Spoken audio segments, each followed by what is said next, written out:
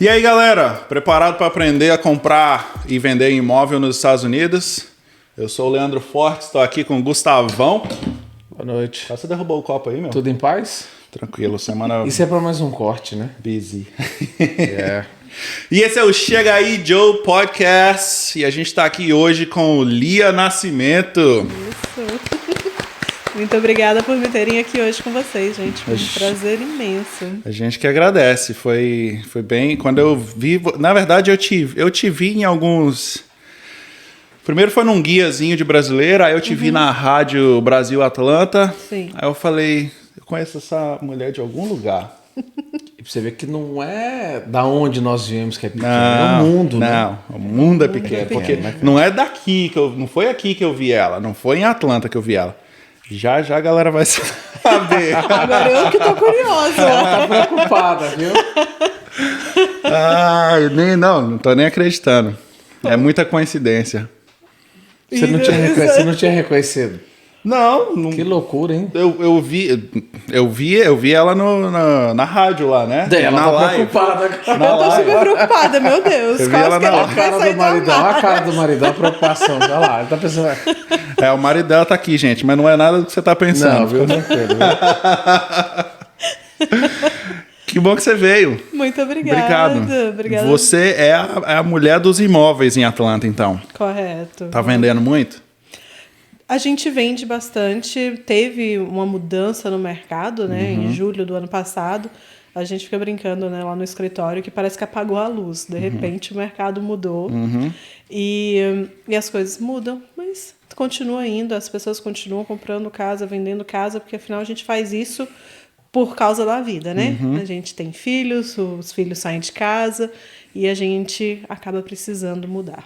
Esse negócio de comprar é sempre uma loucura aqui, porque, por exemplo, quando eles falam que vai nevar, ou vai vir furacão, vai subir o preço do não sei o quê, todo mundo, cara, dá uma coisa assim, que todo mundo vai para os mercados, vai encher as geladeiras, compra toda a água dos mercados, todo o pão. Black Ice, vamos para os mercados, tem que papel comprar higiênico, tudo. O povo limpar a bunda, a água. Preço do imóvel. Eu vou te falar uma coisa, a coisa mais absurda, a primeira coisa que acaba é papel higiênico e água, cara. Pão e leite. Água eu até entendo. Nossa, agora me explica papel pão e higiênico, leite. cara. O que o povo vai fazer com pão e leite? É 2 dias de gelo, você vai comprar pão e leite pro ano inteiro? O que acontece? Vence, né? Pois é. Estraga, pô. Nem da água eu não entendo, porque todo mundo hoje aqui tem água na geladeira, que sai direto da geladeira, né? Sim. Eu entendo a questão da água, porque, sei lá, se tem uma inundação, alguma coisa, ou o congela, suprimento de tem uma água contaminação, é alguma coisa contaminado. desse É verdade. Eu até entendo Agora, a o papel água. higiênico também é fardos e fardos, cara. É Gente, bizarro. Mas não dá pra limpar no Porra, chuveiro? Ninguém lá, aprendeu a lavar cara. nesse país. Cara, é Que uma é- loucura. Você vê filho, o povo só de papel higiênico. Eu sabia que Aqui esse é povo vai difícil comer, achar. cara. Aqui em casa mesmo não tem, eu tô Papel protelando higiênico pra... não tem? Não. Aquele chuveirinho. Aquele chuveirinho que a gente usa no Brasil, Sim, né? Pra dar sim. aquela Aham. lavadinha. É. O americano não costuma usar aquilo. Cara, porque o Não, correto... costuma Gente, é um assunto meio que não tem... Mas Tem nada a ver com a compra de imóveis ainda. É, mas o higiênico e maneira correta de se limpar é com... Você vai ficar esfregando papel. Não, é cara, lavar. Com Né? certeza. É o correto, é. Com certeza. Eu Vou tenho uma falar. bebezinha pequenininha e eu sei que ali, se Né? eu não lavar... O pessoal tem muito hábito aqui de lenço umedecido, né? A gente sabe Tem. disso também, né? O pessoal utiliza muito. Muito, bastante. Mas vamos lá, galera. Vamos E aí? voltar, né? Vamos voltar, não é comprar Vamos da casa. vender imóvel. Vamos. Primeiro, eu queria, antes da gente chegar nessa parte de imóveis, eu queria saber como que você chegou até aqui. Isso. Ixi, gente, peraí, vocês querem história longa, história curta? Curta, vai, pode... Vamos ver. Começa. Faz o mix, né? Então, né, eu brinco que eu saí do Brasil fugida. Eu vim pra América Ixi, fugida. não é novidade, não. Achei. Achei. Quase todos que vieram aqui é fugido. Justamente. Eu tinha 18 anos no Brasil e eu olhava para o mundo e eu não via perspectiva, sabe? Eu não tinha perspectiva. Na verdade, eu estudava, fazia universidade e tudo, mas mesmo fazendo aquilo, eu não tinha muito gosto. Então, eu entrei num programa estudantil e fui parar no Colorado, de todos os lugares, no meio do inverno. Uau, não sei se vocês já foram. É frio. Não só frio, né? Você sai de Brasília, que é retinha, seco, calor e vai parar no meio do Colorado. Nossa. Eu achei que eu morava no basement por 3 meses, né? Porque minha janela ficava completamente coberta de neve. Uau. Quando chegou março e começou a descongelar, que eu descobri que eu não morava no basement. Nossa. Mas eu fui pro Colorado, nesse programa estudantil, fui trabalhar em um restaurante, na verdade no hotel, me colocaram na parte de restaurante. E quando eu tava no Colorado, foi quando deu o clique. Eu falei, não, peraí, eu tenho 18 anos de idade, mas aqui, trabalhando, servindo os outros, sendo garçonete, coisa que eu nunca imaginei que eu faria no Brasil, eu consigo pagar o meu aluguel, viver, pagar uma universidade que eu realmente queira fazer. Eu acho que eu quero ficar por aqui. Aí eu voltei pro Brasil, ajeitei as coisas e vim novamente no mesmo programa estudantil. Fui parar nessa vez em Maryland, e lá eu fiquei 4 meses, acabei conhecendo alguém, aí realmente solidificou, fiquei, de ficar mesmo. E eu era apaixonada pela área de restaurantes. Eu me apaixonei quando eu fiquei no Colorado e continuei trabalhando. Passei 10 anos trabalhando com restaurantes, até eu virar gerente. Aí no dia que eu virei gerente, eu descobri que aquilo não era pra mim. É porque a reclamação, a pressão vem toda em cima de você, né? Exatamente. Não é igual servir. Servir tem uma pressão também, eu sei, mas tem o tip, né? Exato. Como garçonete, eu trabalhava relativamente poucas horas, né? Eu trabalhava de 4 a 8 horas por dia, eu tinha as minhas gorjetas, mas eu chegava lá, eu batia o cartão, fazia meu trabalho, batia o cartão e ia embora para casa. E o resto do meu tempo era meu. Quando eu virei gerente, eu descobri que não era isso que acontecia. Acabou, né? Exatamente. O seu tempo era do restaurante agora, né? De repente, eu estava trabalhando 60 horas por semana e no meu dia de folga tinha empregado do restaurante me ligando, brigando comigo porque ele queria folga nesse dia ou naquele.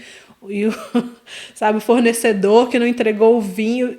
Aí eu falei, gente, isso não é vida. Não é vida. Para eu trabalhar desse jeito, eu vou ser empreendedora. Meus pais são empreendedores no Brasil, eu trabalhei dentro da loja deles muitos anos.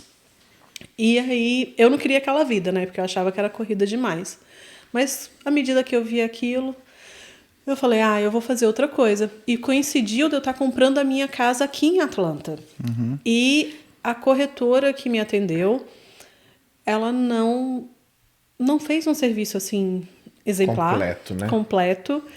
Eu acabei tendo que correr atrás de muita coisa. E quando isso aconteceu, eu falei, eu acho que eu consigo fazer esse serviço.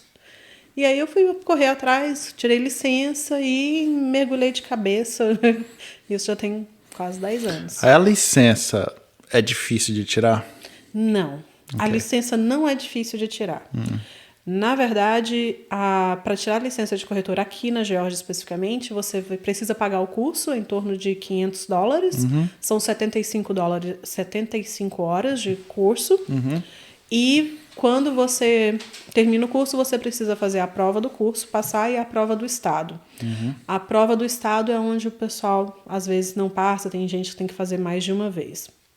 Mas passando a prova, você já tem o seu certificado de corretor, sua licença, você pode trabalhar. O difícil é que nenhum desses cursos te ensina a ser corretor. Ele te ensina a ficar fora da cadeia. Isso você aprende. Agora... Fora da cadeia? Fora da cadeia. Vai ensinar pelas regras, né? Exatamente. O que ela não deve fazer, porque senão aqui tudo é cadeia. Exatamente. Você, como corretor, é considerado tendo um conhecimento acima da população normal. Então, quando as regras são aplicadas a você, elas são aplicadas de forma mais severa. Certo. Então, você tem que seguir elas certinho. O curso de corretor é te explicando todas essas regras para você poder se manter fora da cadeia. Isso é importante, porque o pessoal acha às vezes que é simples, né? Não. Então, Bom, eu fui corretor no Brasil, por isso que eu corri lá em cima aquela hora para pegar minha carteirinha, para provar que eu fui corretor no Brasil. Do Cresce. Grande Cresce, coisa. Né, Essa é a carteirinha do Cresce, de Brasília. Ai, que massa, eu nunca tinha visto. Olha a fotinho dele aí que você não vai... Olha a fotinho dele aí que você vai ver. É um Leandro diferente que tem aí. É um Leandro diferente. É um diferente. Mas enfim, lá você faz o curso, pega teu diploma, leva pro Cresce, e pega a tua licença. Não tem um teste do estado igual tem aqui. Certo. Eu acho que é muito mais fácil fazer no Brasil. Ah, provavelmente. Sem um teste, né? E questão de teste também a gente sabe, né? Tem gente que fica nervoso na hora de fazer o teste. Na hora, né? Não... E às vezes nem é questão do que sabe, é só Sim. nervosismo. E aí você fala de algumas... Aqui, como é que funciona o processo? Não pode mentir sobre se você tiver informação da casa. Você tem que falar, tem que passar. Até porque você teve uma experiência que não foi tão boa, né? Até te deu a dúvida de pensar, pô, então eu vou me aprimorar justamente nesse buraco, né? Pegou um nicho de mercado, né? Você já está há 10 anos. Já tem... Vai fazer 9, na verdade, para ser completamente honesta. Em maio faz 9 anos que eu tô fazendo isso. E, sim, é diferente. A gente tem, como corretor aqui, primeiramente, só é autorizado a receber comissão quem tem a licença de corretor. Que às vezes eu recebo uma ligação ou outra falando, o meu amigo quer comprar uma casa, se eu te indicar, você... O que você me dá? Eu aposto que foi brasileiro que falou isso pra você. Com certeza. Que isso é coisa de brasileiro. E não só quando eu trabalhava com isso lá, tinha nós, os corretores, e tinha os estagiários, né? Sim. E os estagiários não tinham licença, eles ganhavam a comissão do mesmo jeito. E tem sempre aquele dono da casa que fala, eu te dou minha casa para vender, mas você me dá aí, sei lá, metade ou 30% da comissão. O estagiário que ficava ligando toda hora, né? Enchendo o saco, captando imóvel igual um louco no jornal, né? Tem. O cara passa o dia inteiro no jornal fazendo captação de imóvel e, enfim. E aí? Pois é, aqui não, a gente não faz... Bem, a gente faz o prospecting, né? Que é tentar achar os clientes. Eu parto de um jeito diferente. Eu não faço o que é cold calling, né? Que é esse negócio de ficar no jornal ligando para todo mundo. Eu não faço, pelo menos. Eu acho que é muito impessoal e não vai com a minha personalidade. No meu caso aqui, quando eu estou procurando cliente, eu faço através de educação. É por isso que eu tenho as mídias sociais, eu participo da rádio. Eu estou sempre tentando ensinar as pessoas o que fazer.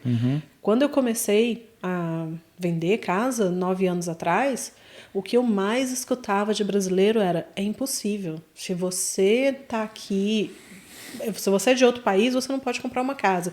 Principalmente se você está aqui sem documentos. Você não pode. Que também não é verdade, né? Não é verdade. Quando eu comecei a escutar isso, eu falei, isso está errado. Está errado. Eu comecei educando de uma pessoa em pessoa. Aí, uns 5 anos atrás, eu falei, quer saber? Eu vou perder a vergonha. E entrei na mídia social e comecei a colocar a boca no trombone. Falar para todo mundo, fazer os vídeos, postar nos grupos brasileiros, falar, você pode sim. E explicar como fazer.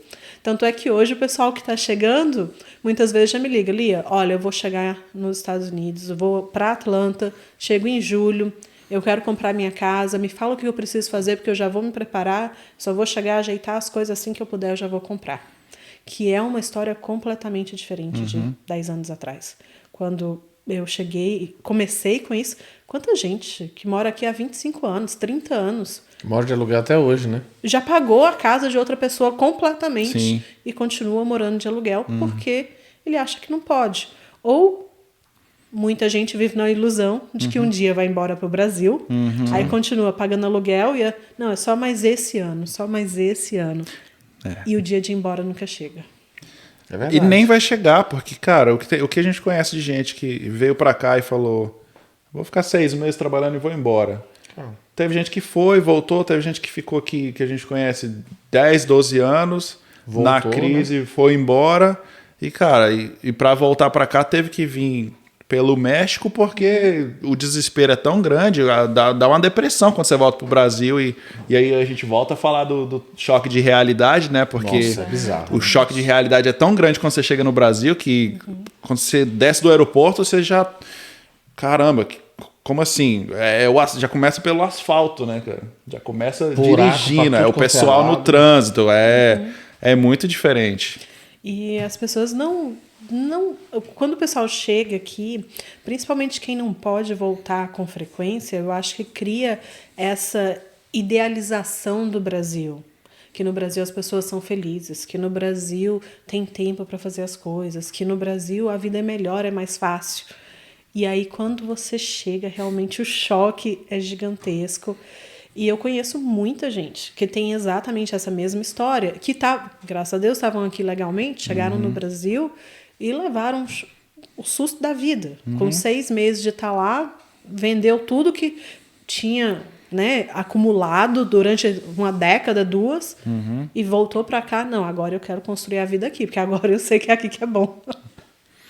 Infelizmente acontece. A gente sempre comenta, né, que a minha opinião, né, normalmente quem trabalha no Brasil vai conseguir trabalhar aqui, a pessoa que trabalha mesmo. Sim. Né, a pessoa que quer, por exemplo, emprego, que ela não quer trabalho, provavelmente ela vai ter problema aqui. Provavelmente. Né, o cara chega aqui, ele quer um emprego. Ó, pô, Leandro, me arruma um emprego aí. A Leandro vai lá, arruma. O cara não quer trabalhar, ele vai ter problema. Porque o que eu conheço de gente que, não, lá é muito difícil, eu fui, foi horrível, não fui bem tratado. Fala, gente, América é para poucos. não é fácil a pessoa vir para cá. E esse tema é importante porque a maioria das pessoas não sabem que elas podem comprar. Não sabe. As pessoas ficam muito com medo de... se eu for dar entrada na minha documentação e vai ver, vão ter algum problema, eles vão vir atrás de mim. Ou eu vou perder minha casa. Enfim. Não, isso é muito importante você estar mencionando, porque não é verdade, mas é um dos maiores mitos que eu encontro entre os brasileiros, é isso. O pessoal que, por exemplo, que vem para cá com visto de estudante, vem para estudar. Não, eu não vou comprar casa porque aí eu tô ficando aqui permanentemente. Não, você tá aqui, você vai passar 4 anos aqui, pelo menos, né, normalmente, se você está fazendo universidade, faz sentido você comprar a sua casa. A imigração, mesmo que você vai lá depois mudar o seu status, não vai olhar. Não, mas você já estava com intenção de ficar aqui. Não, eu moro aqui há 4 anos, eu fiz um investimento. Porque quem está, por exemplo, com o visto de estudante, se for qualificar para um empréstimo, tem que ter renda no Brasil. Renda suficiente para cobrir o empréstimo aqui. Por que a imigração vai brigar com eles? Sim. Outra coisa, os Estados Unidos não tem nenhuma regra que impeça uma pessoa de outro país de comprar aqui. Tanto é que a China está comprando um monte de propriedade nos Estados Unidos. Então, você não precisa nem sequer morar aqui. Se você está no Brasil e quer investir aqui, você pode. É perfeitamente legal, você vai precisar tomar certos passos, porque você vai precisar pagar imposto aqui e outras coisas, mas você pode morar no Brasil e investir aqui, não tem problema. Da mesma maneira, você pode estar aqui independente do seu status imigratório e ter sua casa. É importante fazer isso. Então... o que tem de gente famosa, artista e rico que compra casa, principalmente na Flórida, né? Fica lá alguns meses e volta pro Brasil e fica nesse bate e volta. Eu não acredito que nenhum deles tenha, sei lá, um visto especial. Alguns talvez tenham, mas sim. Com certeza teve gente que com visto de turista ou sem visto nenhum comprou de lá do Brasil mesmo. Sim. Por exemplo, se eu estivesse no Brasil hoje, eu conseguiria comprar uma casa com você aqui? Conseguiria, com toda certeza. Todo o processo hoje é virtual. Você se você estivesse lá no Brasil hoje para comprar a casa aqui, você só precisaria de alguém aqui para assinar os documentos finais. Eu poderia, tecnicamente, mas eu não faço porque é conflito de interesse, né? Se você estiver comprando a casa comigo. Mas o seu contador, o seu advogado, que são pessoas que você vai ter que contratar aqui, todas elas podem assinar por você. E é só esse documento final que precisa de alguém aqui. Todo o restante é um processo virtual, que você assina do seu computador na sua casa e você vai precisar transferir o dinheiro para cá. A questão de transferência de dinheiro para cá é um pouco mais complicada porque ela envolve a Receita Federal no Brasil, tem que ter autorização da Receita Federal para um montante grande sair do país, e também empresas específicas. Você não conseguiria, por exemplo, para a maioria das pessoas, tá? Não é para todo mundo. Mas a maioria das pessoas não conseguiria ir no Itaú, por exemplo, e transferir $300 mil para os Estados Unidos. Porque o Itaú não faria esse tipo de transação. A menos que você gire uma quantidade muito grande de dinheiro e a sua categoria chegue nesse ponto. Personalité? Exatamente. Alguma coisa assim para transferir. Senão você tem que usar uma companhia específica que faz todos os trâmites junto à Receita e ao governo dos Estados Unidos aqui para transferir os fundos e você comprar. Então, sim, você pode comprar uma casa à vista, né? Tu tá falando. À vista, sem nunca ter pisado aqui. Você também pode comprá-la financiada. Estando no Brasil? Estando no Brasil. Olha aí, galera. Você dá um payment de entrada? Sim, precisa. Tem um percentual padrão? Tem. Pelo menos 25% do valor da casa. Ok. Não tem outra opção. Pelo menos 25%. E as taxas de juros são um pouco mais altas do que o que a gente normalmente vê aqui, né? Porque é considerado investimento. Além disso, você vai ter que comprovar renda no Brasil em um valor significativo, porque você vai ter que cobrir o custo daqui mais todo o seu custo de vida do Brasil. Então, pensa assim, a maioria dos empréstimos não vai emprestar mais do que 30% da sua renda bruta. Então, se a parcela da casa aqui é $3.000 por mês, você tem que comprovar a renda bruta no Brasil de pelo menos $9.000 por mês. Aí vocês fazem as contas. Qual hoje? 5,25? Daí. Não tem muita gente que ganha essa grana no 45. Brasil, né? Tem. Pior que tem, né? Eu não conheci Pior muita que gente. tem, né? Pior que tem. No Pior average, que tem. no geral, assim. Não. Porque normalmente as pessoas quando fazem investimento, né? Aqui, vocês citaram o exemplo, isso aí foi o caso do José Aldo. Você viu que ele falou, o que ele pensou? A minha casa é de temporada em Orlando. Então ele convidou até então o presidente, que hoje é ex-presidente, para ficar na casa dele para fazer uma divulgação.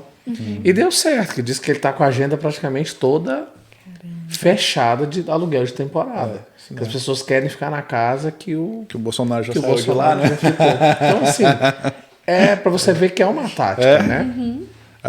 E hoje você deve ter pego uma época que o mercado estava com as taxas mais baixas, tinha pouca procura, hoje tem muita, né? Então, você tem a experiência e pode dizer pra gente como está o mercado hoje, né? Sim, O mercado hoje está estranho.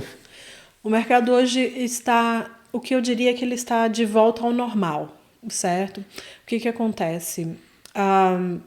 2019 foi a última vez que a gente viu um mercado, vamos dizer, normal, onde a procura e a oferta estavam mais ou menos equilibrados, então casas ficavam no mercado um pouquinho mais de tempo, a pessoa podia ir e escolher a casa, né? Você entrava em 3, 4, 5, escolhia a melhor para você, fazia uma proposta, negociava um preço talvez um pouco abaixo daquilo que estava sendo pedido e todo mundo saía feliz. E isso para mim é um mercado normal.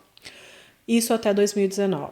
Quando a pandemia estourou em 2020, aqui na Geórgia, vocês sabem, né? A gente fechou por 30 dias e quando reabriu, todo mundo pegou febre de casa. Né? Depois de 30 dias trancado dentro de casa, de repente a sua casa ficou pequena demais, longe demais, chata demais e o pessoal quis trocar. A maior parte do que a gente viu foram upgrades, né? Quem morava de aluguel em apartamento agora queria uma casa com um pouco mais de espaço para poder fazer os home offices, para as crianças poderem estudar em casa. Quem já tinha casa agora queria a casa com piscina, a casa com jardim grande, que é para soltar as crianças no jardim. Já que eu vou ficar em casa, eu quero ficar confortável, eu quero ter mais espaço, eu quero ter onde trabalhar e meus filhos precisam de um lugar para se divertir ou Exatamente. Whatever. Então, esses foram parte do movimento, e a outra parte do movimento foi que as pessoas de lugares mais caros, como a Califórnia, como Nova York, onde ser dono da casa é muito difícil, é muito caro, foram trabalhar de casa. E agora não se importava mais aonde elas moravam. E aí você vê, na Califórnia, um ranchozinho tipo Marietta, né, construído em 1950, com 1.000 pés quadrados, desse tamaninho, é $1 milhão. É ridículo, cara. Nossa. O preço do imóvel na Califórnia é uma coisa louca. É uma coisa louca. Eu sei de gente que vendeu imóvel na Califórnia, veio pra cá e comprou 3, 4. Exato. E foi isso que a gente viu também. Tivemos vários clientes vindos da Califórnia que fizeram isso. Venderam um imóvel lá, compraram 2 aqui. Agora eles moram muito melhor do que já moraram a vida inteira e alugam o outro, de repente. Fizeram uma renda, né? Exato. E para vocês foi muita informação esse boom, né? De repente mudou a rotina de vocês. Olha, foi uma loucura. Foi uma loucura, porque de repente a gente saiu de um mercado onde você fala para o cliente, não, a gente vai negociar a sua melhor oferta, a gente vai fazer a melhor opção para você, para um mercado onde a gente tem que falar para o cliente, olha, conseguir a casa é o melhor que a gente pode fazer. Já estamos ganhando. Se você tiver que pagar 20, 30, 50 mil a mais por ela, dá graças a Deus que pelo menos você conseguiu a casa. E aí a gente agora está de volta no mercado onde não, a gente pode negociar, você não precisa ter desespero. Então, tem os seus... Cada mercado tem as suas validades, certo? As suas vantagens. O que foi que aconteceu acho que 1 ano atrás, quase, primeiro que o preço do imóvel subiu muito, esses 2 últimos anos, assim, absurdamente. Valorou 30%, né? 30%, Cara, 40%, teve né? lugares que quase dobrou o preço das casas. Exatamente. Quase dobrou, não foi? Foi. Aqui mesmo, no meu condomínio, 100, 200 mil a mais nos preços das casas.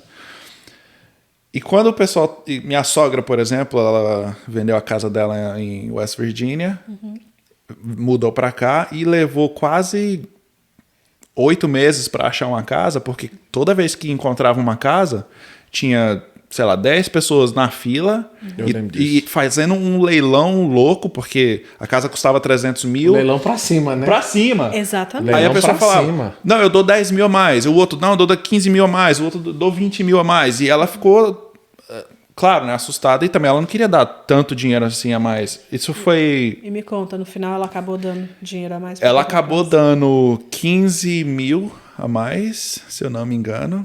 How much did she pay more? 15? E ela teve que concordar, porque ainda tem isso, ainda tem essa parte aí que é bem diferente do Brasil, né? Sim. Ela não só pagou 15 mil dólares a mais, como teve que concordar de não fazer inspeção. Nossa. E se tivesse alguma coisa errada, ela mesma ia ter que pagar. Porque, assim, para quem não sabe, e você me corrige se eu estiver errado, no Brasil tem várias coisas diferentes. Por exemplo, se eu comprar um imóvel no Brasil, se a casa não tiver habite-se, você não pode financiar. Se não tiver escritura, né? Tem que ter o habite-se. Aí você tem que pagar ITBI, 6% de ITBI, que você paga, no nosso caso, lá em Brasília, pro BRB, você sabe. Paga o habite pro Vou te corrigir, não o sei ITBI. não, porque eu nunca fiz isso no Brasil. Enfim. Mas tô confiando em você. Você paga muita coisa. Você comprou imóvel lá tem pouco tempo. Enfim. Aqui é completamente diferente. Completamente. Eu não sei nem se tem a escritura, acho que é o deed. O deed. O deed da casa. Eu não sei se as casas aqui têm habite, se tem alguma coisa parecida. Todas as casas precisam ter habite para serem vendidas. Nenhuma casa... Bem, vou corrigir. As casas para serem vendidas e financiadas precisam ter o habite, certo? Mas se você for fazer investimento, você pode comprar uma casa que está inabitável. Aí é outra coisa. Que você vai reformar, vai remodelar. Correto. Dependendo da extensão da reforma, você vai precisar do habite novamente. Olha que pergunta, pera. Eu também. Coisa bem importante no que você falou. Eu vou comprar uma casa para reformar e ela não tem habite. Eu posso comprar essa casa financiada. Vamos dizer que eu não tenho dinheiro. A casa custa 200 mil. Depois de reformada vai custar 400, que tem muitos casos assim. E eu falo porque eu trabalho com remodelação e eu faço serviço para corretores. Certo. Para eu comprar essa casa financiada, ela tem que ter habite ou não? Tem que estar habitável ou não? Porque o nome não é habite, né? É outra coisa, provavelmente. Na verdade, é habite mesmo, porque fala... como fala o... Ai, gente... Gente, daqui a pouco eu lembro. Mas depende do tipo de empréstimo que você for fazer. Tem empréstimos específicos para reforma. Então, por exemplo, se você é um investidor, você provavelmente vai estar trabalhando com empréstimos chamados de hard money, ou você vai estar trabalhando com bancos que fazem alguma coisa parecida com hard money. Hard money são empréstimos onde os juros são muito altos. Eles são de super curto prazo, 6 meses a 1 ano normalmente.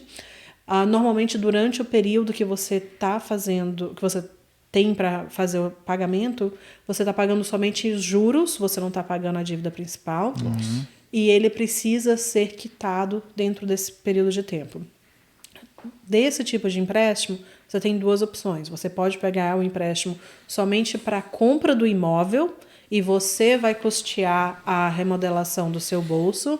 E você também pode pegar o empréstimo onde eles estão te ajudando com a remodelação. Eles estão custeando a remodelação também. Nós trabalhamos com alguns bancos que oferecem. Eu tenho uma dúvida, assim. Porque no Brasil a gente tem certidão de ônus. Tem isso ainda. O que é certidão de ônus? Que é uma dúvida que... Por exemplo, certidão de ônus do Brasil é saber se o IPTU está em si, né? Se a casa tem alguma... É o nada ação, consta, né? É o nada consta. É o nada saber consta. se tem alguma ação judicial. Enfim. Depois que sai essa certidão, se você deve para o Estado. Porque, na realidade, a certidão de ônus é do imóvel, mas é mais em cima dos dados do dono da casa, né? Gente, eu posso ficar à vontade aqui? Pode, tá em casa. Aqui, como é que funciona isso? Você vai comprar uma casa, como é que você sabe se ela está hipotecada, se não está, se tem algum imposto devido sobre o imóvel, como é que funciona, se tem essa preocupação, né? Porque você gosta de falar um documento. No Brasil você tem que fazer uma escritura, um processo, cara, que leva meses até, né? Para você fazer isso. Para comprar uma casa demora no Brasil. É bem enrolado, é muito burocrático. Aqui é bem mais simples. Aqui no estado da Geórgia, e eu vou falar especificando, se as pessoas estiverem querendo vir do Brasil para morar em outros estados, funciona diferente. Mas normalmente, é um advogado que se chama Title Attorney. Em outros estados, aqui na Geórgia, é um Closing Attorney. É um advogado que trabalha somente com transações de imóveis. Então, muito diferente do Brasil. Quando você vê a casa aqui, você decide fazer uma proposta. O proprietário aceita ou não. Se o proprietário aceitar, esse contrato de oferta de compra, ele vai para o advogado. O advogado vai fazer toda essa pesquisa para saber se tem qualquer coisa contra esse imóvel que impeça a venda. E na hora do fechamento, que normalmente vai acontecer aí. Se for uma compra à vista, 10 dias úteis depois, se for uma compra financiada, 1 mês depois, o advogado vai pagar qualquer coisa que esteja contra esse imóvel. Então, se tiver empréstimo, se tiver conta de condomínio, qualquer coisa assim, é o advogado quem vai fazer. Ele é o responsável por receber todo o dinheiro, por pagar todo mundo, as comissões, dívidas, seguro, imposto, tudo que você imaginar é o advogado quem vai fazer o pagamento. Louco, né? E também... Diferente demais, eu fico pensando. É louco, né? Lá no Brasil, cara, é o corretor que tá vendendo, às vezes tem o corretor que tá ajudando na compra, eles dividem ali a comissão entre eles, 5%, 2,5% para cada um, e é isso, você faz o contrato, acabou. Aqui eu me sinto muito mais seguro comprando um imóvel aqui, porque sempre tem um advogado. Quando a gente comprou essa casa, tinha um advogado. Quando a gente vendeu a casa de Marieta, a gente teve que ir no escritório do advogado e é lá que eles fazem toda a transação, assina todos os documentos na frente do advogado, do corretor. Vocês têm advogado no escritório de vocês? Vocês fazem esse serviço ou não preferem não? Na verdade, os advogados trabalham independentes, né? Então, o comprador, quando ele vai comprar a casa, ele tem a opção de escolher o advogado que ele quiser usar e, se não, nós trabalhamos com vários que a gente pode indicar que fazem o trabalho. O trabalho é o mesmo para todos eles, normalmente o que muda é se está mais próximo ou mais longe da propriedade. Legal. Sim. Agora, uma coisa interessante sobre esse processo aqui, que eu tenho certeza que não existe no Brasil, além do seguro, claro, da propriedade em si, né? Se cair uma árvore, eles vêm com certo, esse tipo de coisa, você ainda tem o seguro da escritura aqui, o Title Insurance. Esse seguro da escritura é vendido pelo advogado, é o advogado quem vende, e é para certificar de que você não vai ter problemas com essas coisas que a gente está falando, que não vai voltar dizendo que a casa não podia estar construída onde ela está, que a casa, na verdade, pertencia a outra pessoa. Então, esse seguro você paga uma vez, na hora que você compra essa casa, e vamos dizer, por exemplo, a sua cerca está no lote do vizinho. Aí o vizinho vem bater na sua porta, brigar com você, você acaba entrando numa ação judicial por causa da bendita da cerca. Esse seguro da escritura, ele vai lutar por você. E se acontecer de você perder a casa, ele vai pagar por todos os custos judiciais pelo advogado. Se você perder a casa, ele vai te reembolsar. Nossa. Então, e ele vai cobrir problemas que o advogado deveria ter descoberto e não descobriu. Uau. Exatamente. Então é super... Porque é uma falha dele, né? Ele é o responsável por saber se tudo tá num ponto legal para casa ser adquirida por outra pessoa. E aqui na Geórgia, e outra coisa que eu falo para as pessoas, às vezes elas esquecem, esse tipo de seguro é opcional para o comprador, certo? Você que está comprando a sua casa, você não tem obrigação de pagar. Mas a Geórgia, até mais ou menos 80 anos atrás, se vendia propriedade com aperto de mão. Nossa. Tá? As pessoas iam lá na corte e faziam igual o Brasil. Ia lá, assinava uma escritura falando que fulano de tal vendeu a propriedade para... assim, né? Como? Um contratinho de gaveta, né? Só falando, a casa... Exato. E passavam a casa para o Aqui outro. não tem uso capião, então, né? Pelo visto, né? É difícil. Ou tem? Tem uso capião, sim. Olha só. É muito raro, mas tem. E aí, quando a pessoa faz... Por exemplo, eu tive uma propriedade que deu uma dor de cabeça gigante para vender, porque na escritura dela dizia que a divisão entre ela e a outra propriedade era uma cerca de madeira. Ixi. A escritura foi feita em 1970. Cadê a cerca de madeira em 2020? Tá caro já. Não existe? Apodreceu. Se ainda era a mesma cerca, já apodreceu, já né? Não foi. existe mais. Foi embora, alguém arrancou, apodreceu, ninguém sabia. Uau. E foi um problema muito grande para vender essa propriedade. E isso acontece, ainda acontece. Então é importante ter. E é uma coisa que você não ouve falar no Brasil, um tipo de segurança desse. Se você não. comprar a casa e depois a sogra for bater lá na porta falando, não, o genro não podia ter vendido, o que acontece, né? Se você tivesse feito também esse seguro aí, aquele ferro que eles mandaram você trocar, eles iam se responsabilizar. É, cara. É porque HOA, né? HOA sempre tem uma... HOA é o Homeowners Association, Isso. right? É. Que é uma... Eles tomam conta do condomínio e tem uma série de regras, né? Pra quem não... Você sabe, mas tem muita gente que não sabe o que é. E quando a gente comprou... tem um lamp ali na frente, é um poste, assim, que é uma luz a gás. E na frente... Como é que eu vou explicar? Tem um cano atravessado bem no meio dele, assim, com duas bolinhas douradas na frente, né? Todas as casas aqui tem isso. E tá lá desde quando a gente comprou. Quando foi... Há uns dias atrás, 2 semanas atrás, mais ou menos, a gente recebeu uma carta dizendo que estava errado, que se a gente não corrigir, que estava muito curto. Essa foi a palavra. It's too short. Estava muito curto. Se a gente não corrigisse, a gente, até o dia tal, eles iam cobrar $25 de multa por dia. Eu falei, beleza. Eles não falaram o tamanho que era para ser. Eu fui lá, peguei um cano de 6 pés de comprimento e botei. Cara, viralizou no grupo do condomínio da internet aí. Foi muito engraçado. Por que eu tô falando disso mesmo?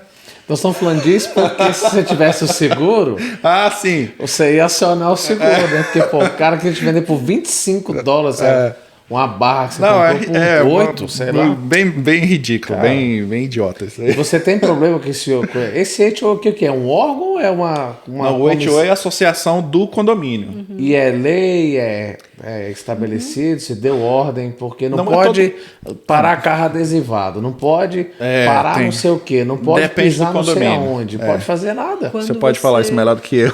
Quando você compra uma casa dentro de um condomínio que tem associação de proprietários, né, que é o Homeowners Association, você é obrigado a aceitar as regras do condomínio. Exatamente. As regras do condomínio são registradas em cartório e caso você não cumpra com as regras, o condomínio tem o direito de te pedir para cumprir, te multar por não cumprir e inclusive colocar um lien, que agora eu não sei como fala em português, contra a sua casa.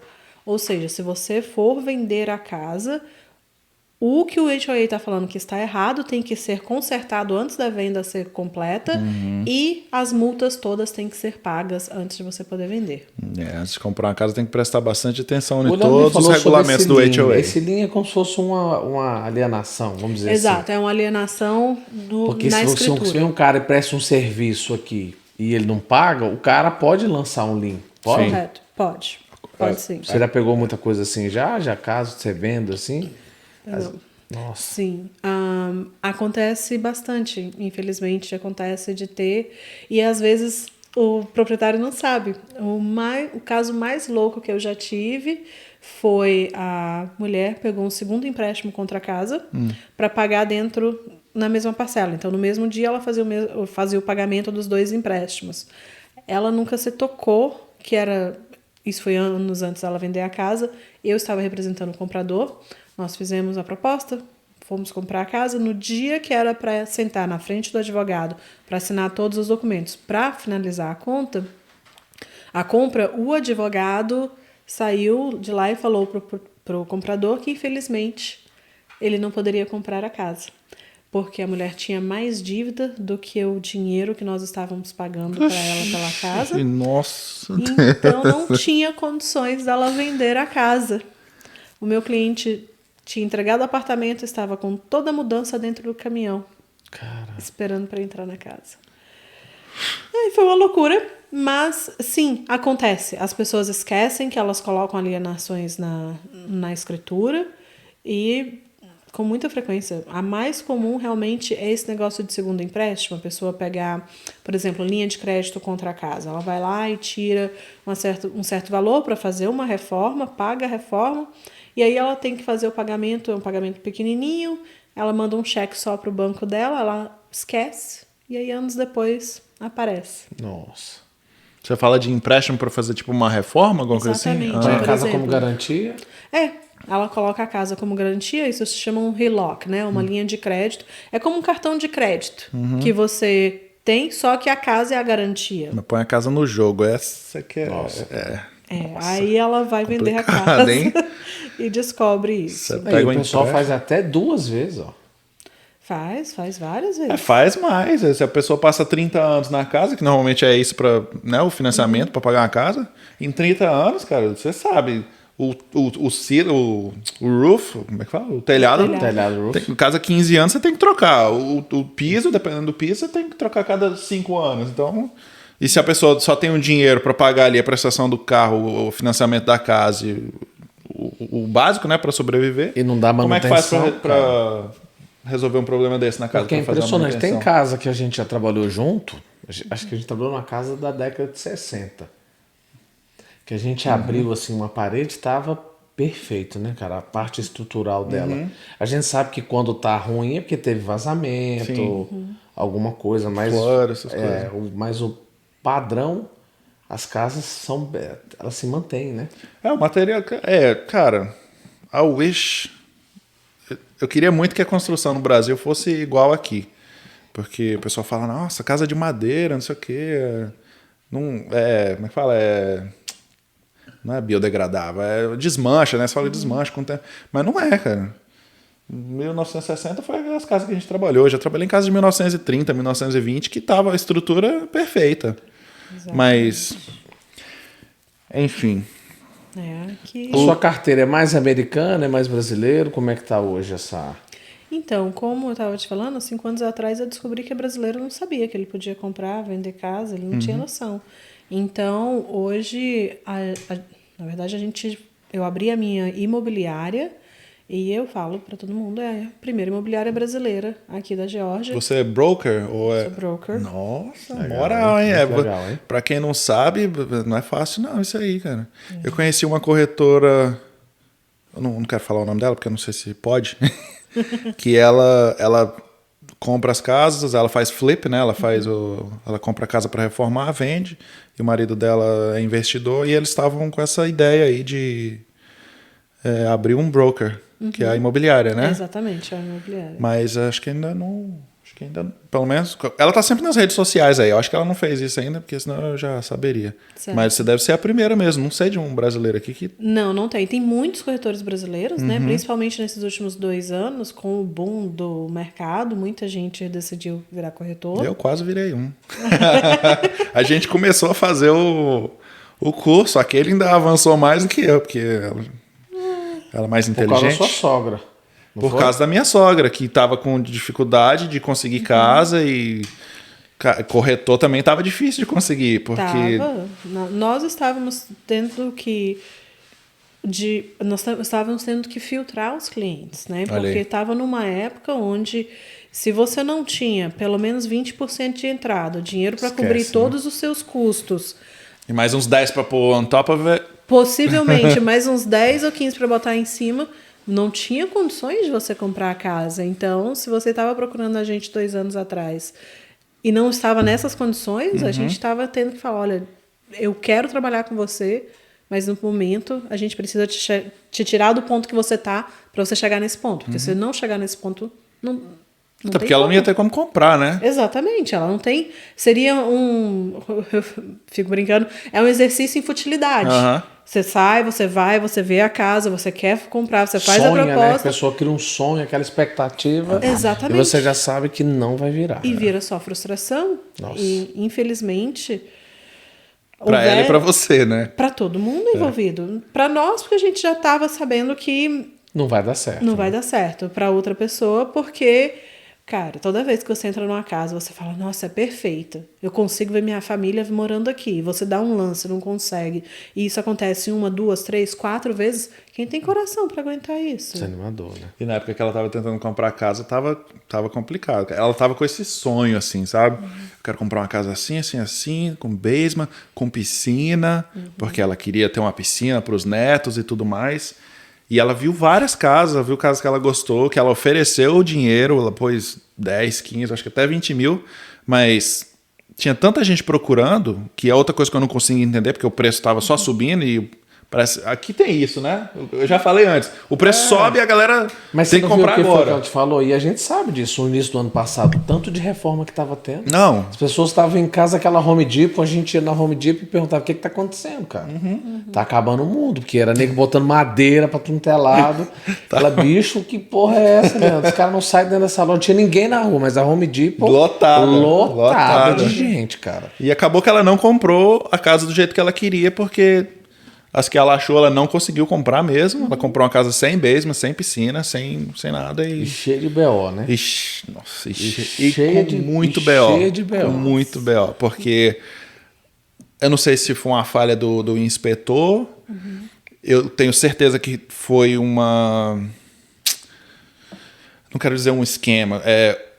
A pessoa que vendeu a casa sabia dos problemas que a casa tinha, mas deu uma reportou, né? camuflada Não reportou, na casa. Você sabe que isso não pode, né? Então, vamos chegar lá. Para fazer a história curta, a gente teve que trocar o piso da casa inteiro, Nossa. porque a casa estava tomada de black mold. O black mold Ah, é hoje tava só... Tava com mofo. black mold mesmo? mofo preto. Aquele mofo preto. É porque ela é assim. Mas, peraí. A cor do mofo era preta? Preta. Ou era o mofo preto tóxico? Eu acho que era o black Era o mold, que é o black mold tóxico, tóxico. porque tava... Chegou a fazer inspeção e tudo mais? We did a mold test. A gente fez um mold test. O teste de mofo. Was it the toxic kind? Aham. Era mofo Você tóxico. vê o nível. Enfim, é porque é o seguinte, ela no piso dessa casa, que era só a parte de baixo, né? Era um piso de que chama um engineer, tipo um piso de madeira que é pronto para instalar. E aí meteram um piso, eu acho que o piso começou a ficar ruim, arranhado, sei lá, feio. Meteram um piso por cima, um plank, não era vinyl, é uma Aquele que arrancou, né? laminado. Laminado. Botaram um laminado por cima. E aí, a casa tava com vazamento nas portas, na porta de trás, na porta da frente, nas janelas. Tava vazando entrando água. água por baixo. A água começou a ir para baixo e ficar entre os dois pisos e ninguém viu. É, o caos. Ninguém viu. Uma parte da cozinha, a gente viu que o piso já estava até meio esfarelando, o laminado já de cima. Aí eu falei para ela, olha, não tem problema, a gente pega o laminado, porque eu vi que tinha um laminado na garagem, que sempre a gente guarda, né, o que sobra. Tinha um laminado lá, eu falei, vamos trocar esse pedaço aqui e vai ficar tudo certo. A gente troca a porta, que tá vazando água, beleza. Troquei a porta, quando começamos a tirar o laminado, black mold. Nossa. Puxou mais, black mold. E, cara, a gente foi puxando o piso e tinha mofo. Foi a casa inteira. Resumindo, a casa inteira tava com esse piso mofado por baixo. Tive que chamar um outro pessoal para arrancar o outro piso de baixo, que era colado, teve que alugar máquina, teve que fazer um monte de coisa. E a dona da casa a ex-dona, não falou para ela isso. Ela, no dia da inspeção, ela colocou um tapete aonde o piso estava esfarelando. Então o inspetor, que também não fez um good job, eu acho que ele deveria ter levantado, né, para ver. Não sei se eles não fazem. Não então tá aí, foi a merda toda, começou aí, porque ele não levantou, ninguém viu, ela comprou a casa e a gente só viu o problema depois que ela já tinha assinado tudo, e aí começou o pesadelo, que foi o piso que estava ruim. Depois a gente descobriu que os pipes de água, os canos de água de cobre estavam vazando. Nossa. Aí ela pensou em processar a pessoa e tal, mas acabou que ela não... Ia ser muito mais estresse. Aqui na Geórgia é um estado, o estado é Buyer Be Aware State. Ou seja, no momento que você recebe as chaves da casa, você está aceitando a casa com todos os defeitos que ela tem, do jeito que ela está. Então é muito difícil na Geórgia você conseguir processar o proprietário. Só que, na mesma medida, o proprietário é obrigado a te falar de todos os problemas, latent problems. Latent problems seriam aqueles que você não consegue ver através de uma inspeção normal, o que eles falam reasonable inspection. Então, por exemplo, a inspeção que o inspetor dela fez, ele não conseguiria ver. Mas aí cai naquela coisa. Se o proprietário está falando, eu não sabia, não tinha ideia. Aquele vício oculto, vai né? provar. Tem um vício oculto.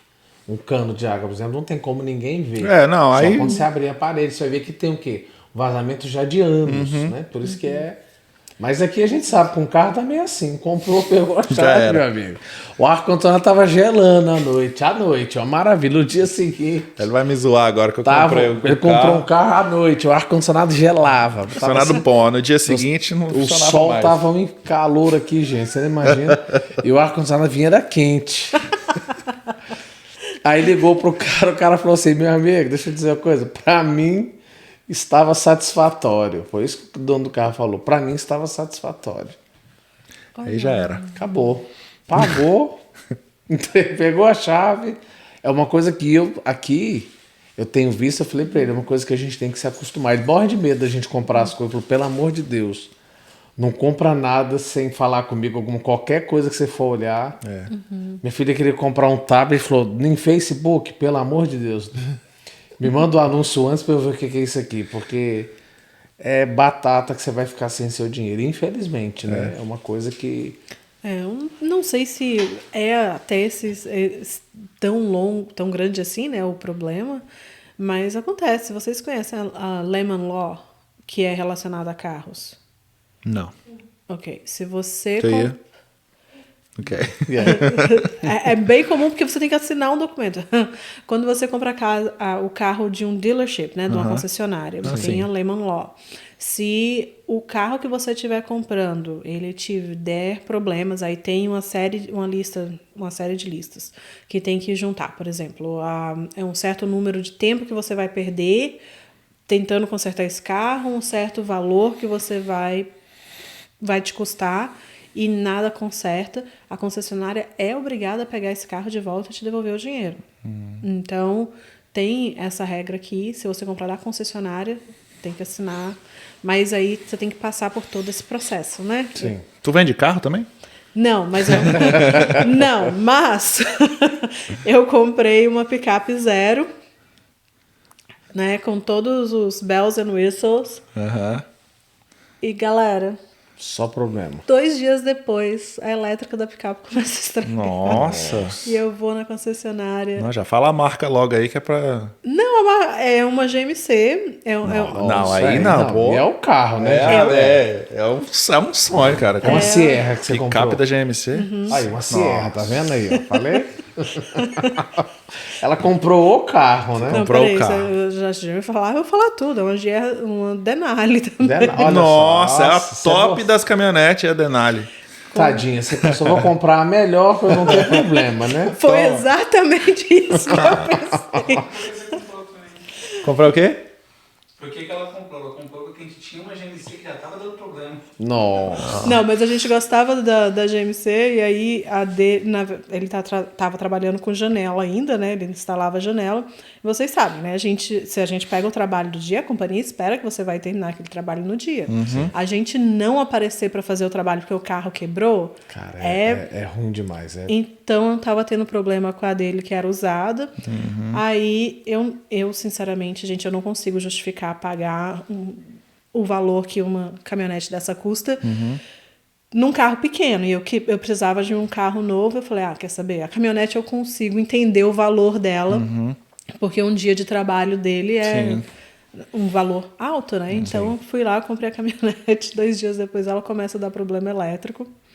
E eu acabei tendo que trazer ela de volta no dealership várias vezes para resolver. Acabou que a partida dela ainda não tá boa, porque é uma partida que demora para fazer. E eles falaram, isso aqui é o melhor que a gente pode fazer, e é isso. Só que ela tem garantia, então eu falei, então tá. Então, quebrando, eu vou trazer ela aqui de volta. Caramba. Mas eu cheguei a considerar o Lehman Law para devolver, por causa do tempo que eu estava passando. Não foi custo, porque estava dentro da garantia, então toda vez que eu levava eles estavam consertando. Mas eu cheguei a ficar sem o carro alguns dias para eles tentarem consertar. Putz. Pra vocês tempo e dinheiro, né, gente? Exatamente. Mas eles te deram um carro, né? Te Não, emprestaram? Nada? Não te deram um carro pra tu andar enquanto tu tava consertando o teu? Não. Porque ela comprou também. Não, foi um Infiniti que ela tinha, mas deu eu um vou te problema. contar por que eles não me deram carro. Porque eu vamos lá. comprei no meio da pandemia. Quando eu cheguei no lote para comprar, era a única. Aí eu olhei assim, eu falei, não, eu acho que eu vou pensar mais um pouco. Batizada já, hein? O vendedor falou, olha, você pode pensar, mas se você voltar à tarde, ela não tá aqui mais. Era a única. Eu, tá. Eu preciso do carro, e não tinha carro para comprar. E aí eu comprei a única que tinha. Então eles não tinham carro para me dar, não tinha nada na concessionária. Porque tem o tal do... Não sei se é o LON que fala. Né? Quando o teu carro dá problema, tem um carro da concessionária que você pode usar. Na maioria das concessionárias te oferecem isso, mas durante a pandemia eles não estavam oferecendo, porque eles não tinham carro nem para vender, quanto mais para deixar você usar. Eu acho que eles estavam com medo de passar o Covid dentro do carro. É uma possibilidade. Enfim, vamos lá. Deixa eu voltar aqui. Que a gente começou a falar de carro. Se eu tô no Brasil... A gente entrou no paralelo do seguro, né? É, isso mesmo. Eu tava explicando que tem seguro, porque às vezes a gente brasileiro, né, que eu digo, né? Porque americano faz seguro de tudo. Sim, espertos. Aquele teve no Brasil e perguntou, você tem seguro aqui na sua casa? Eu falei, não. A gente não tem mas se seguro. alguém cair aqui dentro, vai fazer o quê? Eu falei, nada. Existe o seguro Tem, no Brasil. tem, mas muito barato, mas ninguém faz, compra. Ninguém faz. Isso é Não porque- é hábito nosso. Tá preocupado, isso aí seguro, isso aí pra quê? Eu acho que é porque o damage na casa no Brasil não é tão fácil de acontecer igual aqui. Porque uma casa dessa, se dá um flood, cara... flood que eu falo é... Uma inundação. Uma inundação. Estoura um Aquele dia cano. deu Tem menos que trocar 14 tudo. pipocou o cano pra tudo quanto é lado, na cidade inteira. Né? Molhou Teve gente que- teve bastante Eu trabalho. dei uma E isso aí sorte. danifica a estrutura da casa inteira. No Brasil, como a casa é feita de concreto, não, acho que o pessoal... Eu tô rindo aqui porque a gente Não dá conhece uns encanadores que não precisa ter frio pra estourar cano da casa dos outros. Não. Passa essa aí. Desculpa. Essa a gente passa. Eu tô no Brasil e consigo comprar casa aqui tranquilo. Tranquilo. Eu tô aqui como estudante, consigo comprar casa aqui tranquilo. É claro que se eu tenho green card, se eu sou cidadão, eu consigo comprar E é casa tranquila. importante falar, se você tem green card ou você tem visto de trabalho, qualquer um, ou autorização de trabalho, ou seja, você está esperando resolver, mas já tem autorização de trabalho. Com qualquer um desses status, você compra uma casa igualzinho um americano. Não tem diferença. Mesma taxa de juros, mesmas vantagens, idênticas. E se eu sou um turista? Você também compra casa igualzinho quem está no Brasil. Mesma coisa. Se a... Comprovar a renda de lá. 25% de down payment. Exatamente. Ok, tem mais uma situação. Ilegal. Se eu não tenho status e eu quero comprar uma casa, Você também compra. olha aí. Tem poucos bancos que trabalham com esse tipo de empréstimo, tá bom? Mas se faz, é um programa, a gente chama de Tax ID Loan, é um empréstimo para quem tem o Tax ID. Então, o que você vai precisar? Você precisa de Tax ID, tem que fazer. Você vai precisar de comprovar renda, só que você não precisa comprovar através de imposto de renda, você comprova através de extrato bancário.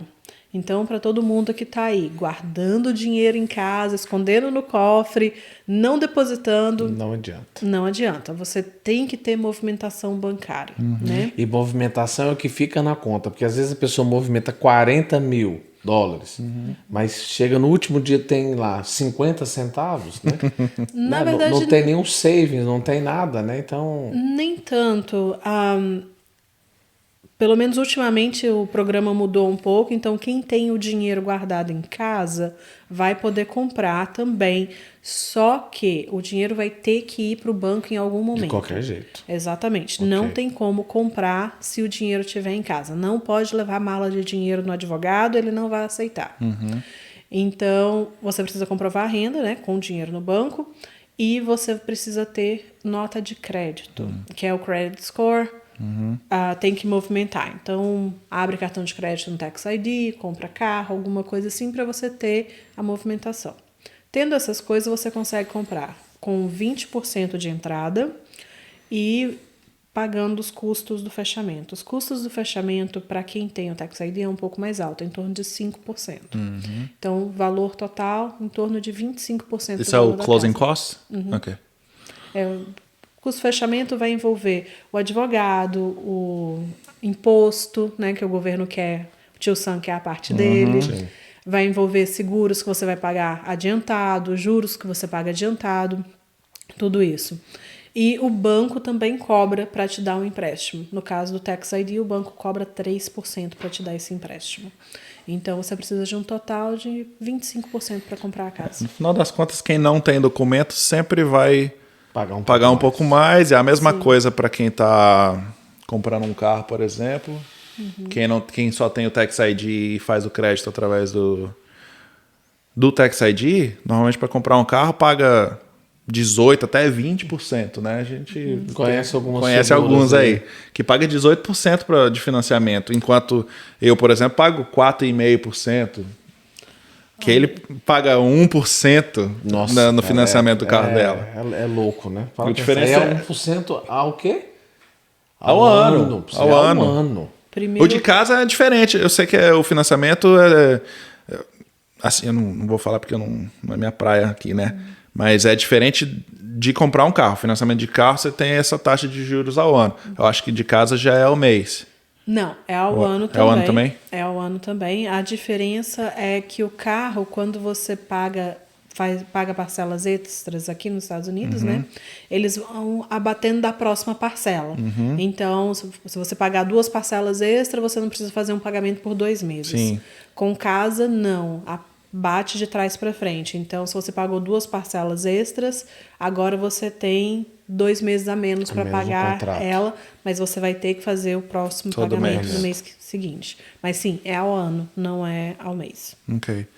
Tu entende como é que é esse processo do... Acho que é DACA? Sim, Ok. quem tem DACA não é que não consegue comprar.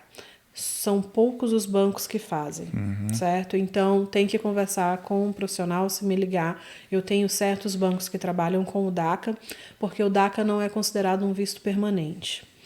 E para a pessoa poder comprar a casa usando o DACA, ela tem que ter um certo número de meses, são 3 meses, para frente ainda de validade. Então, mesmo que ela renova, né, toda vez, mas ela ainda tem que ter 3 meses quando ela fecha na casa. Mesmo ela podendo renovar na frente. Eu ouvi dizer que o DACA ou o NACA? Agora eu tô confundindo. O NACA é o quê? O NACA NACA é um processo de imigração, né? Não, o DACA é um processo de imigração. Então, a pergunta foi errada. O DACA não tem nada a ver com o que eu quis perguntar. Tá. O NACA é o que eu queria te perguntar. Sim, o NACA é um processo que você pode participar para se transformar em dono da casa. Isso, é isso aí. Normalmente é só para quem está comprando a primeira casa. E você vai participar. É um processo de educação, na realidade. Você tem que se inscrever, você vai participar de reuniões, de aulas. Normalmente leva em torno de 1 ano para você passar pelo processo todo.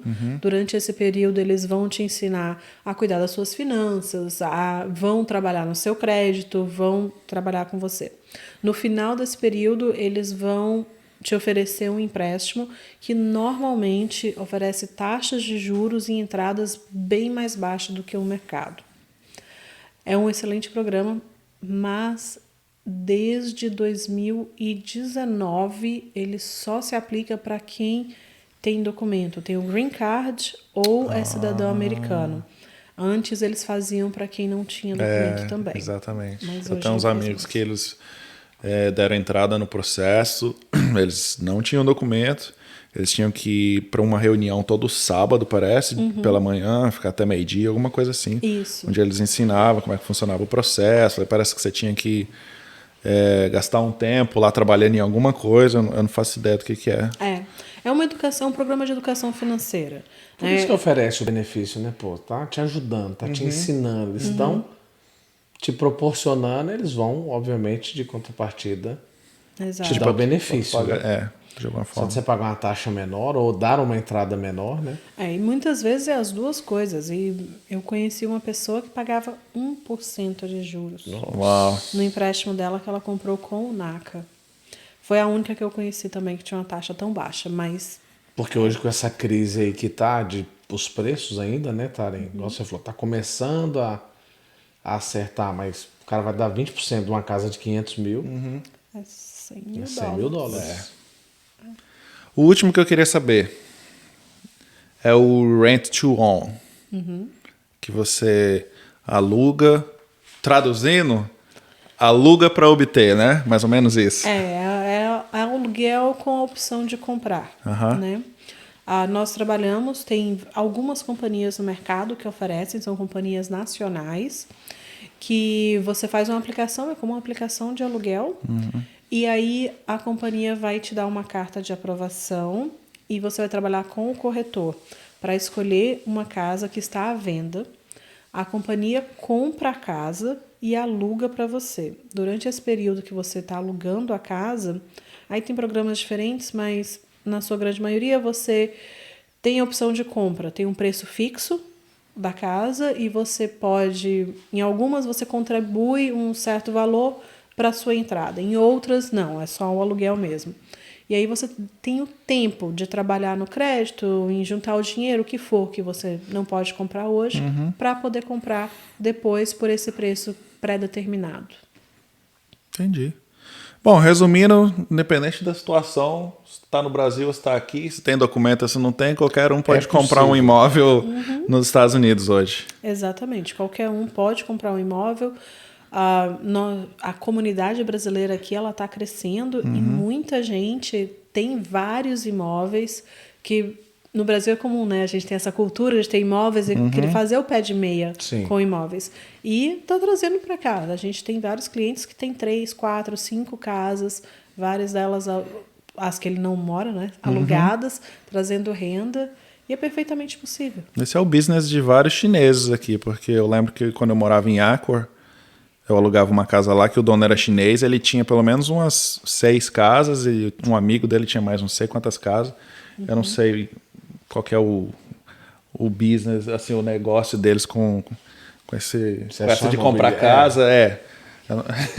Mas a chinesada gosta de comprar casa aqui para alugar. Essa é o que eu quero dizer. Eu conversei com ela, a gente falou mais cedo com ela, ela disse que o mercado tá faltando casa para alugar e o valor tá muito alto. Então esses caras, quanto mais eles tiram essas casas, teoricamente, do mercado comum, eles estão comprando, eles estão inflacionando, tá aumentando o valor do aluguel. Com certeza. Quando você controla o inventário, você controla o valor.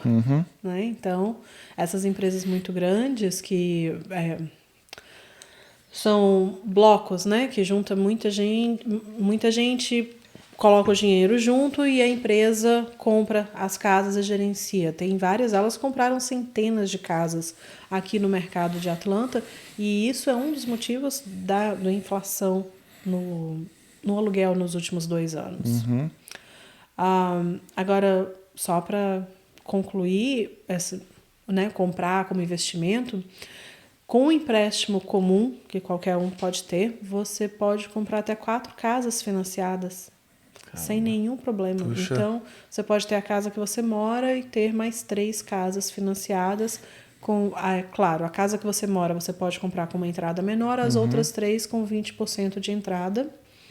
E não precisa de você ir em banco especial, em tipo de empréstimo especial, nada demais. Até 4 casas. E quando você vai comprar a próxima, você pode fazer o aluguel, né? Depois da segunda, a terceira já tem a comprovação da renda. É um processo de aprovação, na verdade, bem mais simples do que comprar a primeira. Não, e agora com esse Airbnb aí, cara, o que tem de gente comprando casa nesse esquema para botar no Airbnb e fazer dinheiro, isso é verdade. eu conheço vários. Comprar casa, põe no Airbnb, a casa se paga e ainda sobra dinheiro para pagar o mortgage da outra. Está havendo uma fiscalização do Airbnb, né? Porque o Airbnb era bem sem regras. Você tem o seu basement aqui, se você quisesse, você podia alugar o basement por temporada. Está mudando. Todos os condomínios, hoje, condomínio nenhum aceita Airbnb. Não pode ser feito em lugar nenhum. Esse aqui não aceita. Nenhum deles aceita. Se Você não sabe o tipo de gente que você vai trazer para cá, né? Exatamente. Lugar de famílias traz o povo vai fazer festa, maluqueiro. E não é nem só de condomínio. Eu sei que quando é a tua primeira casa que você compra, também parece que não pode. Quando você compra no benefício de ser a primeira casa, alguma coisa assim. Não necessariamente. O banco não tem muita coisa a ver com isso, mas as cidades têm muita coisa a ver com isso. A cidade de Atlanta, por exemplo, fez a lei entrou em vigor em março do ano passado, se eu não estou enganada. Agora, na cidade de Atlanta, você pode ter no máximo de 2 propriedades de Airbnb. E uma delas você tem que ocupar como sua residência principal. Olha isso.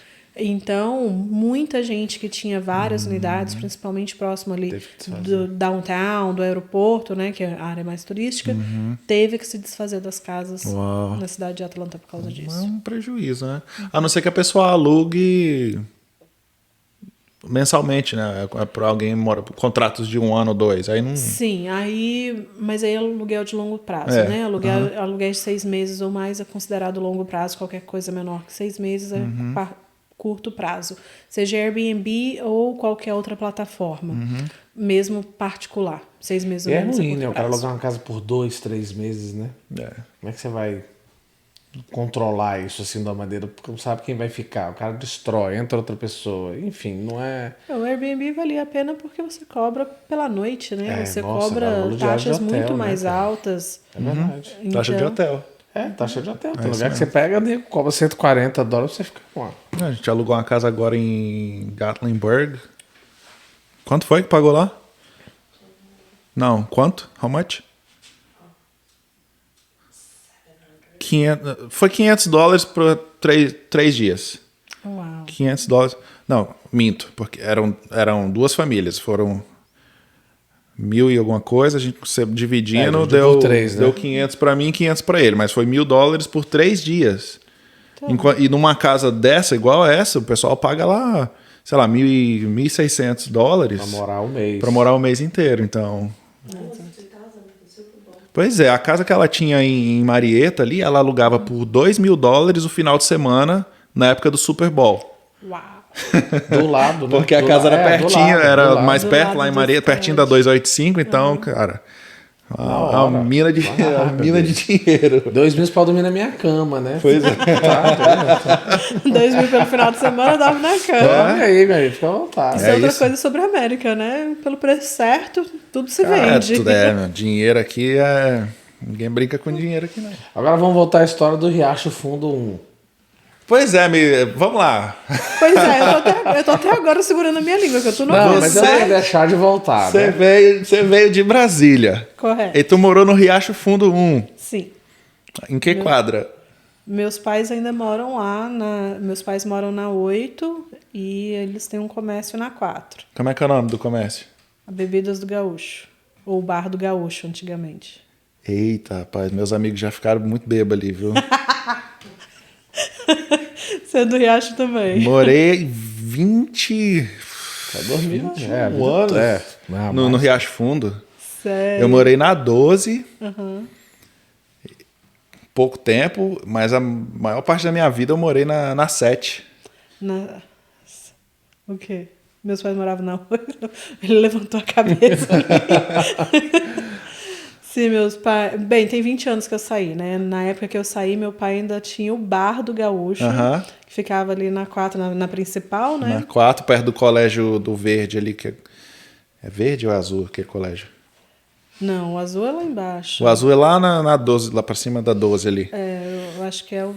Não, o colégio não fica ali perto. Porque ficava o SEIB. Não, é SEIB? Como é que fala? O SEB é o colégio embaixo e a academia em cima. Correto. É, Do Júnior Do Júnior Museu, que é amigo Museu. nosso. Exato. Aí, O Everybody to You. Everybody to you.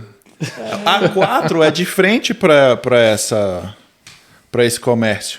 A 14, 12... A 4 tá... Não, a 4 tá é a mais pra principal. cima. Não, a 4 é a principal. A hora que você entra ali no Riacho é a 4. Ele teve um comércio lá na... Não, você entra no Riacho pela principal, do lado esquerdo tá a 5 e do lado direito tá a 7. Será que meu pai morava... Será que eu Eu comecei acho- na 7? Eu acho que o Gaúcho, o bar do Gaúcho que eu conheço é na 7 do Então lado é na direito. 7. Não, então é na 7. Eu que tô doida. É QN7, conjunto 4. É, lá mesmo. Então é QN7. É, o conjunto é o 4. Casa 20, agora eu lembrei. Do endereço. Caramba, tu é filha do dono do bar do Gaúcho. Eu sou filha do... E ele tá aqui, a propósito. Meu pai tá aqui. Aqui nos Estados Unidos, no momento. Meu Deus do céu. É muita coincidência, né, cara? Que mundo pequeno. O pai dela deve conhecer o pai do Igor lá da Mix Utilidades. Certeza. De qual? Daquela a loja de elétrica. De também, elétrica, fica que tem ali. lá do gordinho lá pra cima. Ah, sim, meu pai conhece todo mundo lá. Tem quanto tempo que você saiu do Brasil? 8 anos. 8 anos? Nossa, então você viu virar Bebidas do Gaúcho? Vi, mudou de nome, vi. Ali tinha, mais pra cima ali tinha o... Como é que é o nome dele, gente? Que vendia um monte de coisa de Tupperware. Ele até ficou doente, ele morreu. Vendia muito cacareco, né? Esqueci o nome dele. Não vou lembrar agora também, que já faz tanto tempo. Enfim, Não, vocês tu conheceram. é do Riacho Fundo. Somos o Riacho Fundo. Você não estudou naquela escola ali, não? Estudou? Não, eu estudei em Taguatinga. Quando meu pai abriu o bar, eu já estava fazendo o ensino médio. Eu estudava no CTN em Taguatinga, e aí eu entrei para a universidade e ajudava ali no bar à Porque noite. é da mesma idade que a gente. Engraçado como é que não... Eu não sei, tá? Às vezes a gente se toca. Se você Será que ela frequentava conhece lá... o Léo, o Leonardo? Sabe que tem que falar o nome Conhece, das pessoas pra é. ver se ela... A gente vai falar o nome das pessoas depois que a gente finalizar isso aqui, porque é muita história. Deixa os teus contatos aí pra galera, quem quiser te procurar pra comprar um imóvel, fazer investimento, tá aqui no Brasil, com documento ou sem documento. Lia Nascimento. Correto. Fala. O contato é o 678-809-9319. É o WhatsApp, então pode mandar mensagem, mesmo estando no Brasil. Só lembra de colocar o +1 na frente, né? E é a melhor forma de contatar a gente. Pode mandar mensagem pelo WhatsApp, por mensagem de texto também, ligar. A gente está sempre disponível. E vai ser um prazer ajudar a gente. Legal. É verdade. Instagram, redes sociais, é tudo. Verdade, estamos no Instagram, é só seguir a MGN Fine Homes _Portuguese, que é em português, e a gente também tem MGN Fine Homes _English, se quiser aprender, a gente posta em inglês lá também. E eu estou no Facebook como Lia Nascimento, é só me procurar. A gente está sempre postando vídeos educacionais, explicando tudo sobre a compra e venda de casas nos Estados Unidos, como investimento pessoal. E a gente também faz parceria com a Rádio Brasil Atlanta. Nós estamos lá toda quarta-feira, 13h, fazendo programas, trazendo temas diferentes que são relevantes para a comunidade. Lia, L-I-A-H. Correto. Nascimento. Correto. Obrigado por você ter vindo. Obrigada a Foi vocês. muito legal. Ótimo papo, Um foi assunto excelente, que muito, muita muito gente bom. precisa saber e pô, legal demais. Me diverti muito, foi muito bom conversar com vocês. O podcast tá show. Obrigada por ter Obrigado, me eu. recebido. Obrigado. E se você está assistindo esse vídeo até agora, não se esqueça de se inscrever no canal, curte o vídeo, dá um like, deixa o seu comentário. Compartilhe, se inscreva, curta, mande para todo mundo e nos acompanhe, galera, porque aqui é o melhor conteúdo. É isso aí. Esse é o Chega Aí Joe Show. Podcast. Um abraço a todos. Até a próxima.